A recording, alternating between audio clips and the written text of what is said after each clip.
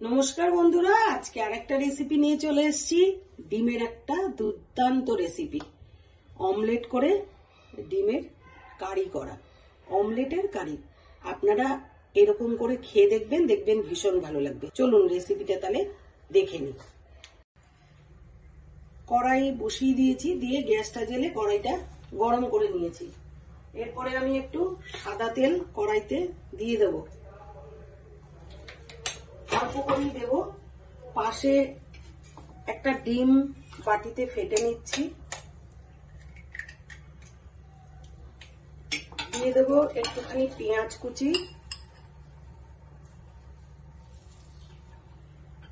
আর দিয়ে দেব একটু লঙ্কা কুচি,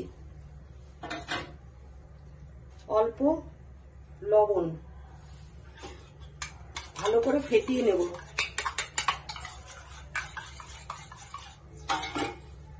কড়াইটা এবারে সিম করে দিলাম, দিয়ে তেল কড়াই গায়ে ভালো করে তেলটা ঘুরিয়ে নেব,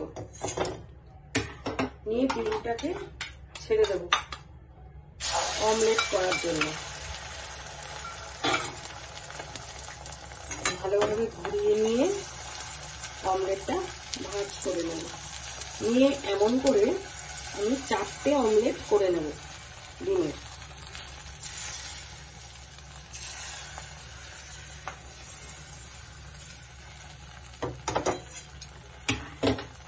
এর মধ্যে অল্প করে ধনেপাতা কুচি আমি দিয়ে দিচ্ছি, দিয়ে অমলেটটাকে ফোল্ড করে নেব।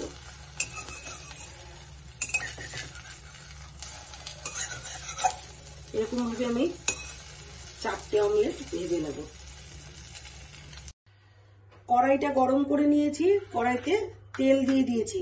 এদিকে কিন্তু আমি 4টে ডিমের অমলেট করে রেখেছি।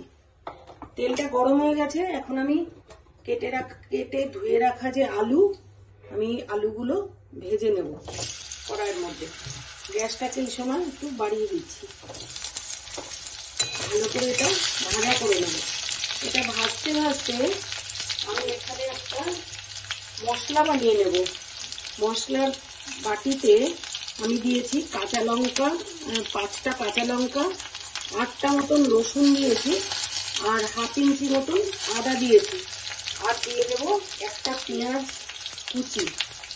এটাকে একবার পেস্ট করে নিয়ে তার মধ্যে আমি জিরের গুঁড়ো, ধনের গুঁড়ো, হলুদ গুঁড়ো আর একটু লবণ দিয়ে আবার পেস্ট করে নেব। এটা আমি পেস্ট করে নিয়ে তারপরে ওগুলো মেলাবো। আলুটা ভাজা হচ্ছে, এর মধ্যে আমি অল্প করে হলুদ, একটু হলুদ আর অল্প লবণ দিয়ে দেবো, দিয়ে ভালো করে ভাজা করতে থাকবে। একটু লাল করে ভাজবো, লবণটাও আলুর মধ্যে ঢুকবে। এই যে আমি এটা পেস্ট বানিয়ে নিয়েছি, এর মধ্যে দিয়ে দেবো অল্প করে, অল্পই দেব, কারণ দরকার হলে তখন আবার রান্নার মধ্যে, তরকারির মধ্যে দেব। এর মধ্যে লবণ, হলুদ, আর দিয়ে দেবো 1 চামচ জিরের গুঁড়ো,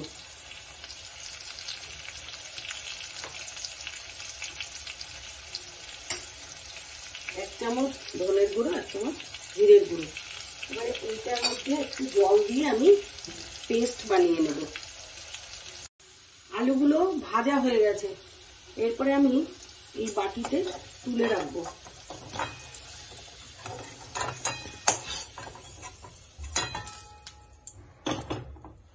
তেলের ওপরে আমি ফোড়ন দিয়ে দেব। এরপরে আমি তেলের ওপরে একটু ফোড়ন দিয়ে দেবো। শুকনো লঙ্কা দিলাম, 2টো এলাচ, একটা লবঙ্গ, 2টো লবঙ্গ, একটা ছোট দারচিনি দিলাম, আর দেবো একটু জিরে। দিয়ে আমি এবারে একটু টমেটো কুচি দিয়ে দিচ্ছি দানার সঙ্গে। পাশে কিন্তু আমি জল গরম বসিয়ে দিয়েছি অলরেডি, এর মধ্যে দেবো বলে।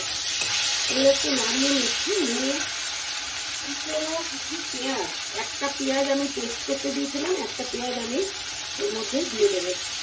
একটু ভাজা ভাজা করবো। গ্যাসটা এই সময় বাড়িয়ে দেবো, একটু ভাজা ভাজা করে নেব। একটু ভাজা হয়েছে, এর মধ্যে আমি এই পেস্ট করে রাখা মশলাটা দিয়ে দেবো।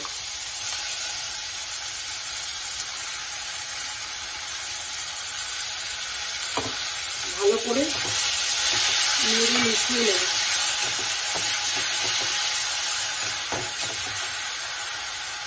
এর মধ্যে কিন্তু মিক্সিটাকে একটু জল দিয়ে গুলিয়ে নিয়ে মিক্সি ধোয়া জলটাও আমি দিয়ে দিচ্ছি।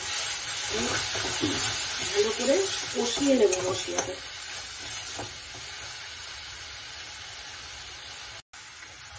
মশলাটা কষা হচ্ছে, আমি এর মধ্যে অল্প করে লবণ অ্যাড করেছি, একদম অল্প করে লবণ অ্যাড করেছি। এরপর আমি আলুগুলো এর মধ্যে দিয়ে দেবো, দিয়ে আলুর সাথে ভালো করে কষে নেব যতক্ষণ না পর্যন্ত কড়াই থেকে মশলাটা ছাড়বে। এখনই ছেড়ে গেছে, কিন্তু আর একটু কষলে, যতটা কষবো অত ভালো টেস্ট হবে। আর একটু করে কষে নেব। ভালো করে কিন্তু কষানো হয়ে গেছে। এইবার আমি ওই যে পাত্রে জল গরম করে রেখেছিলাম, এই জলটা আমি এর মধ্যে দিয়ে দেবো। ঝোল হওয়ার জন্য একটু কম করে দেবো।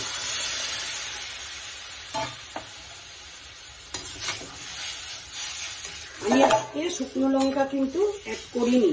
সবসময় যে শুকনো লঙ্কার গুঁড়ো দিই তা না, তবে শুকনো লঙ্কার গুঁড়ো দিলে কালারটা একটু ভালো হয়। এবারে এটা ফুটতে দেব, ঢেকে দেব। ঝোলটা ফুটে এসছে, এবার আমি বাড়িয়ে দেব। টেস্ট করে দেখলাম যে আর একটু নুন দরকার আছে, ওই জন্য একটু লবণ দিয়ে দিলাম। আর দিয়ে দেবো একটু ব্ল্যাক পেপার। এরপরে আমি এই ডিমগুলোর মধ্যে, অমলেটগুলোর মধ্যে বসিয়ে দেব। একটু ফুটতে দেব, যাতে ঝোলটা এর মধ্যে লবণ, ঝাল, ঝোল এর মধ্যে ঢুকে যায়। একটু ভালো করে ফুটে গেলে তারপরে নামিয়ে নেব।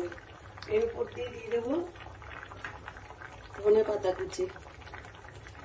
ধনে পাতাটা ভালো করে ধুয়ে কুচি করে রেখেছিলাম।